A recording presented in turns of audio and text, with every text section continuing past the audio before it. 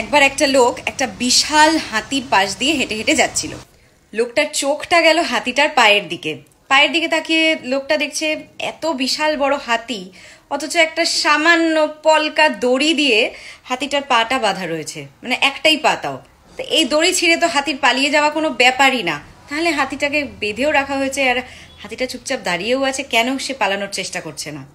এটা ভাবতে ভাবতে সে কিছু দূর এগিয়ে গিয়ে একটা ট্রেনারকে দেখলো, যারা হাতিকে ট্রেনিং দেয়।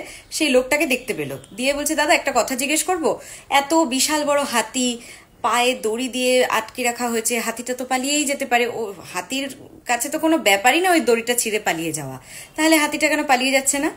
ট্রেনার তখন লোকটাকে বুঝিয়ে বলল, এরকম একটা দুটো হাতি নয়, প্রচুর হাতি আমি দড়ি দিয়ে পায়ে বেঁধে রেখেছি, তারা চাইলেই দড়ি ছিঁড়ে বেরিয়ে যেতে পারে।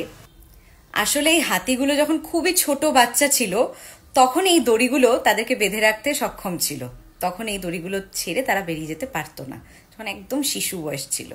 তখন থেকে এই দড়িগুলো তাদের পায়ে যেহেতু বাধাই রয়েছে, তারা মনে করে এখন এত বড় হয়ে যাওয়ার পর, এত শক্তিশালী হয়ে যাওয়ার পরেও তাদের বিশ্বাস যে এই দড়ি তারা ছিঁড়ে বেরোতে পারবে না, কারণ এই দড়ি তাদেরকে নিয়ন্ত্রণ করছে।